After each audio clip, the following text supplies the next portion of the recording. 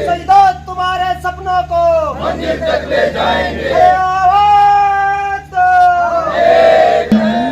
भगत सिंह ने अपनी निभाई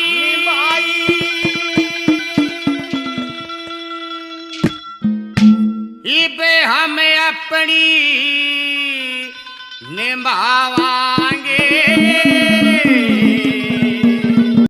देश की, दुनिया की, हरियाणा की, बरवाड़ा की, उकलाना की कुल जो परिस्थिति है उसके ऊपर चर्चा किए बगैर हमारा सम्मेलन जो है वो सफल नहीं हो सकता है। ना ही हम आगामी 3 साल की किसी तरीके की योजना बना सकते हैं। आपको पता है 2021 में जब हमारा सम्मेलन हुआ था हरियाणा में और देश में, भारतीय जनता पार्टी के नेतृत्व में दोबारा से दोनों जगह पे सत्ता पे ये लोग काबिज हुए थे। और ये चर्चा आपा ने की थी कि हरियाणा में जिस तरीके से इन लोगों ने नारा दिया था 75 पार करने का, तमाम तरह की हौसला अफजाई अपने कार्यकर्ताओं की थी, उसके बावजूद भी उनका नारा वो सफल नहीं हुआ। लोगों में रोष था। 40 सीटों तक उनको लेकर हरियाणा के अंदर वो लोग आ गए। वो अलग मसला है कि यहां की एक लोकल पार्टी जो बीजेपी विरोध पर वोट मांगती रही वो बीजेपी के साथ जाके मिल गई, दोबारा से उनके प्रदेश के अंदर सरकार बन गई। हमने जो अंदेशा जाहिर किया था कि देश की और प्रदेश की सत्ता के अंदर बीजेपी का काबिज होना, एक तरीके से हम ये निर्णय कर रहे होंगे, वोटर ये निर्णय कर रहा होगा कि देश में अगर बीजेपी दोबारा सत्ता में आती है तो देश को बेचने का फैसला बीजेपी करेगी। और यही हालात बनी है। पिछले 5 साल का अगर अनुभव आप देखें, अगर हम 3 साल की भी चर्चा करें, पिछले 3 साल की हरियाणा की या देश की, एक तरीका है 2014 के बाद से बीजेपी का।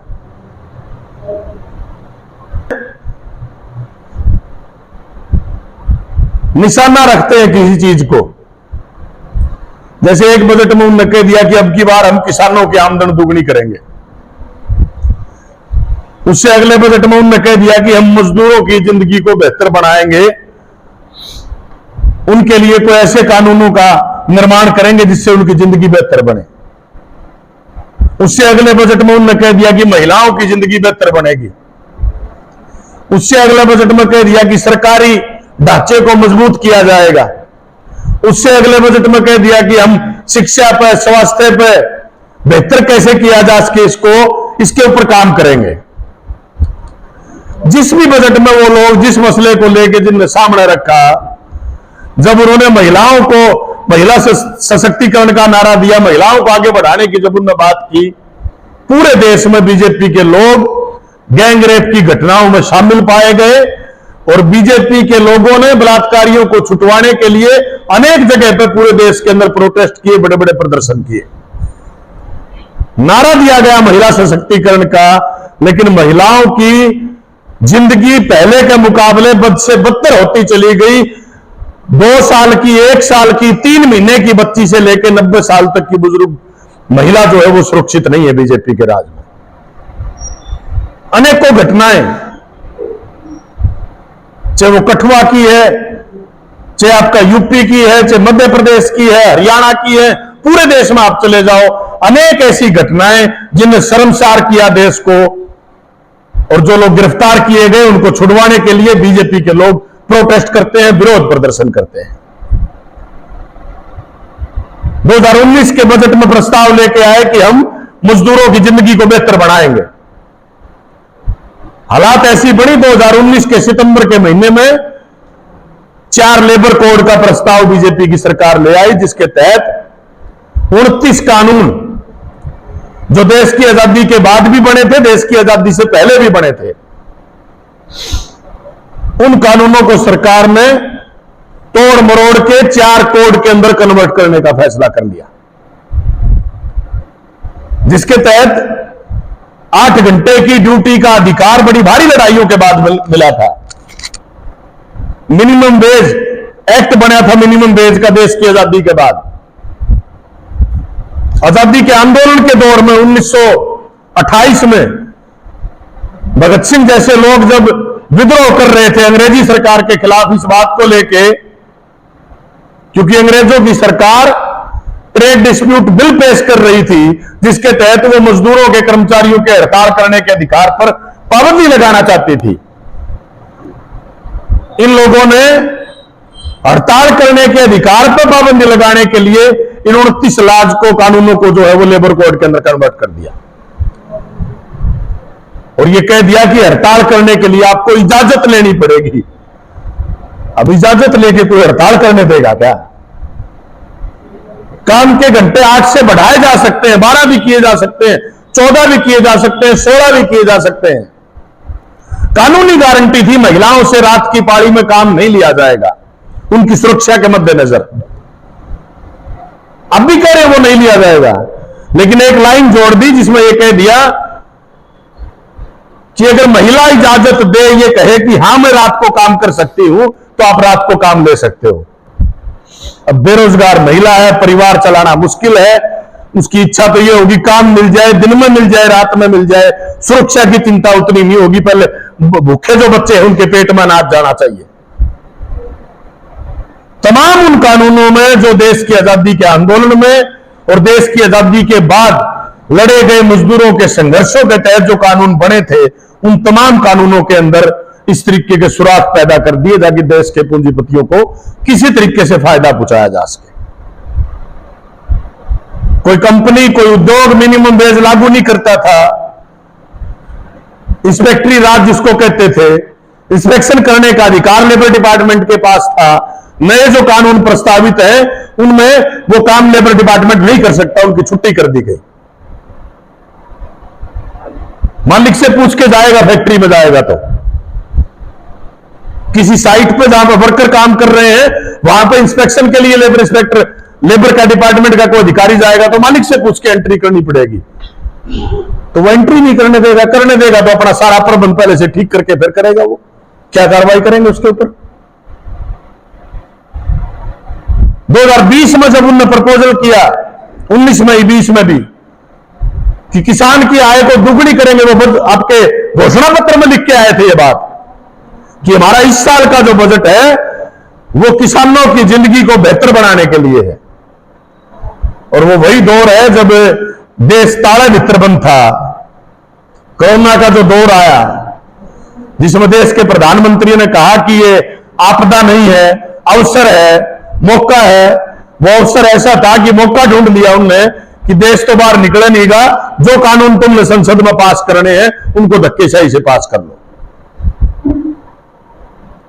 उसी टाइम पे एक लेबर कोड इन्होंने 19 में पास किया, 3 लेबर कोड जो है वो 2020 में संसद के अंदर इन लोगों ने धक्केशाही से पारित करवाया। और उसी टाइम सितंबर के महीने में 3 कृषि के कानून लेके आ गए जिनके खिलाफ बहुत बड़ा आंदोलन देश के अंदर चला।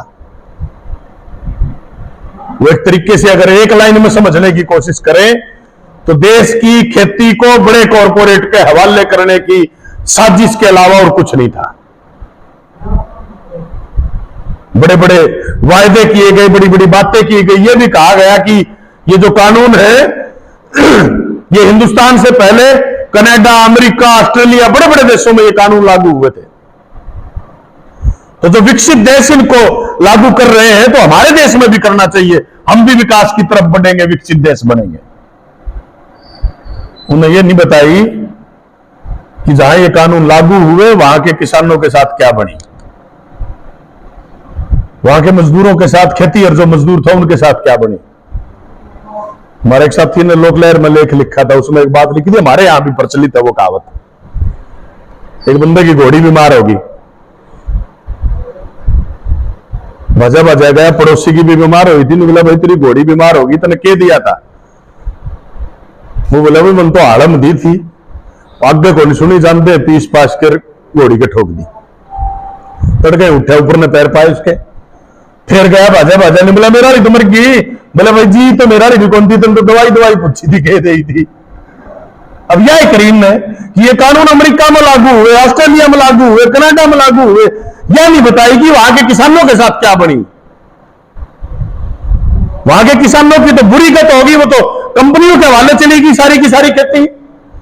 यहां भी यही करना चाहते थे, क्योंकि लॉकडाउन में इन्होंने जो महसूस किया, एकमात्र जगह ऐसी थी जहां पर रोजगार कायम था जो खत्म नहीं हुआ, वो थी खेती। मजदूर को भी काम मिल रहा था, किसान को भी काम मिल रहा था। सारा देश ताले भीतर बंद था, स्कूल, कॉलेज, फैक्ट्री, अस्पताल, आपकी सारे सरकारी तंत्र, सारे दफ्तर, सब कुछ बंद था। लेकिन एक जगह काम चल रहा था, वो थी खेती। तो खेती को भी आमदन का जरिया बढ़ाया जा सकता है, किसी तरीके से इन जमीनों पर कब्जा किया जाए। न सिर्फ जमीनों पर कब्जा किया जाए, बल्कि एसेंशियल कमोडिटी जो एक्ट, आवश्यक वस्तु अधिनियम, उसको भी खत्म करना चाहते थे, ताकि भंडारण करने की छूट देश के पूंजीपतियों को दी जा सके। अब भी कर रहे हैं भंडारण, लेकिन गैर कानूनी है। आज कानून है देश में, 1955 में बना था आवश्यक वस्तु अधिनियम। इन कानूनों के तहत ये उसको खत्म करके तमाम जो जरूरत की चीजें हैं उनकी भंडारण कोई देश का पूंजीपति नहीं कर सकता, लेकिन उनको छूट देना चाहते थे कि आप थोक में भंडारण करो। किसान से आप 20 रुपए 22 रुपए गेहूं खरीदो और मार्केट में 50 रुपये बेचो, तुम्हें कोई रोकने वाला नहीं है। किसान से मूंग 55 रुपए खरीदो, तुम 150 रुपये दाल बेचो, तुम्हें कोई रोकने वाला नहीं है।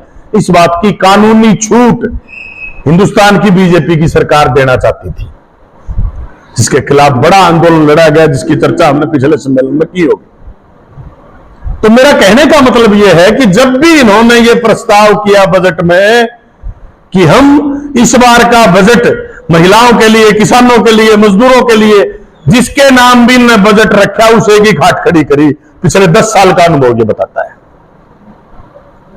चाहे वो सरकारी महकमों पर है, अब इनसे पूछो बोले हमने कानून बदल दिया सरकारी महकमे, हम बेचेंगे नहीं, न्यू मोनेटाइजेशन पॉलिसी लेके आ गए, अब बोले बेचेंगे नहीं, ठेके पे देंगे, 50 साल के पट्टे पे, 90 साल के पट्टे पे, 100 साल के पट्टे पे। मतलब बढ़िया बिल्डिंग तैयार करके, सारा मटेरियल तैयार करके देश के पूंजीपतियों को ठेके पे दे दिया जाए। सड़कों को ठेके पे देने का निर्णय, रेलवे स्टेशन कितने पूरे देश के अलग अलग जगह पे, जिनको कहीं अडानी को कॉन्ट्रैक्ट दे दिया, कहीं किसी दूसरे उद्योगपति को कॉन्ट्रैक्ट दे दिया। हवाई अड्डे कितने ऐसे हैं, देश के दर्जनों हवाई अड्डे, जिनको पूरे देश के अलग अलग जगह पर आप चर्चा करेंगे, जयपुर का, अहमदाबाद का, सब जो है अडानी को ठेके के ऊपर दे दिया। माल कमाओ, वो पैसा खर्च हो, देश की मेहनत करने वाली जो जनता है उनकी जेब से जो टैक्स का पैसा जमा हुआ देश के खजाने में, वो पैसा देश के बड़े पूंजीपतियों के ऊपर लुटाया जाए।